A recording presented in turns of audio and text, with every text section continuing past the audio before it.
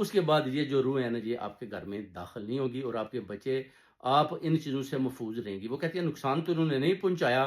مگر یہ ہوتا تھا کہ کوئی بھی چیز لاتے تھے وہ ادھر گری ہوتی تھی، فریج اگر بند کیا تو وہ کھلا ہوا ہے، لائٹ بند کر کے گئی ہوں تو وہ اپنا جل رہی ہے، ٹی وی آف کیا تو چل رہا ہے۔ تو اسی طرح وہ کہتے ہیں کہ آئرن جو ہے استری ہے وہ بھی لگی ہوئی ہے، کبھی لگائی بھی نہیں تو وہ کوئی لگا کے چھوڑ دیتا ہے۔ تو اس طرح کے معاملات وہ کہتے ہیں کہ گھر کے اندر اسی طرح ہو رہے تھے کہ خوف کا عالم تھا کہ یہ ہو کیا رہا ہے، یعنی اڈلٹس رہتے ہیں، کوئی بچہ بھی نہیں کہ وہ کوئی استری کو اس طرح لگا دے یا آئرن کو سوئچ آن آف کر دے یا پلگ کو اس کے اندر لگا دے یا فریج میں سے چیزیں باہر نکال دے۔ آپ سودا باہر سے لاتے ہیں وہ آپ کے باتھ روم میں پھینک دیتی ہیں، کپڑے آپ کے کینچی سے کاٹ دیے جاتے ہیں، خون کے وہ کہتی ہے چھینٹے بھی دکھائی دیے،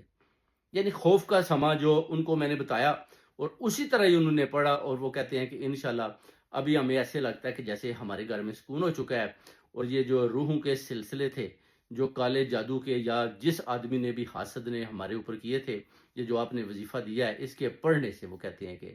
مکمل طور پر وہ کہتے ہیں جان چھوٹ چکی ہے، اور بڑے آرام سے سوتے ہیں۔ جو ڈر تھا، جو خوف تھا، وہ مکمل طور پر ختم ہو گیا ہے، اور ابھی بالکل وہ کہتے ہیں کہ اس طرح لگتا ہے کہ جیسے اندھیرے میں روشنی ہو جاتی ہے، جیسے اندھیرے کے اندر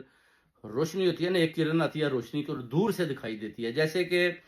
وہ کسی درخت کے اوپر پھول لگ جاتے ہیں تو آپ دیکھتے ہیں، یہ تو کل جو تھا اپنا خالی تھا تو آج اتنے زیادہ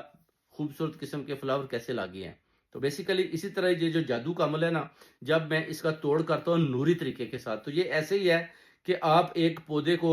پانی ڈالتے ہیں تو پھر وہ آہستہ آہستہ بڑا ہوتا ہے، جب بڑا ہوتا ہے تو پھر اس کے اوپر فلاور لگتے ہیں۔ اس لیے جب میں اس عمل کو دہراتا ہوں یا آپ کو کہتا ہوں ویٹ کریں 40 دن کا یہ چلا ہے، تو پھر آپ نے ویٹ کرنا ہے، کیونکہ آپ نے ویٹ کرنا ہے کہ ان پھولوں کا انتظار کرنا ہے، اس رزلٹ کا انتظار کرنا ہے۔ اگر اس میں آپ کہتے ہیں کہ پڑھائی سٹاپ کر دیں تو وہ تو میں کر نہیں سکتا، کیونکہ میں نے جب شروع کر لیتا ہوں تو پھر اس کو اینڈ کر کے رہنا ہوتا ہے۔ تو پھر شروع سے ہی جب آپ نے پڑھائی کرنی ہے، جیسے میں نے کہنا ہے ویسے ہی کہنا ہے۔ اسی طرح ایک اور بہن تھی، وہ کہتے ہیں جی آپ نے جو پڑھائی دی تھی وہ تو میں نے شروع بھی نہیں کی ابھی تک۔ تو پھر میں نے ان کو بولا کہ میں نے پہلے ہی آپ کو بولا تھا کہ وہ پڑھائی پھر آپ مجھے دے دیں۔ ان کے گھر میں بہت زیادہ پرابلم کھڑی ہو گئی تھی، بہت زیادہ۔ وہ کہتی ہیں بچے پڑھ نہیں رہے، اسی طرح گھر میں میاں بھی جو ہے نا ادھر ادھر گھوم رہا ہے، اور عجیب سا ماحول ہے، اور ساری ذمہ داری وہ کہتی ہے میرے اوپر پڑی ہوئی ہے۔ تو اس کے لیے پھر میں نے ان کو بولا کہ 129 دن کی پڑھائی آپ مجھے دے دیں، میں پڑھتا ہوں، مگر اس میں ایک بکرا آپ کو جو ہے نا صدقہ آ گیا اس میں، کیونکہ آپ نے پڑھائی نہیں کی، اگر پڑھائی کر لیتے تو پھر کام چل پڑنا تھا، مگر ابھی جو استخارہ کیا ہے اس میں ایک بہت بڑا بکرا بھی سامنے آ گیا۔ تو انہیں بولا کہ ٹھیک ہے میں بکرا دینے کو بھی تیار ہوں، اور جو پڑھائی ہے وہ بھی آپ کریں، کیونکہ میں فجر کی نماز نہیں پڑھ سکتی، کیونکہ فجر کی نماز میں وہ پڑھائی بہت لازمی ہے، میں نے ان کو بتایا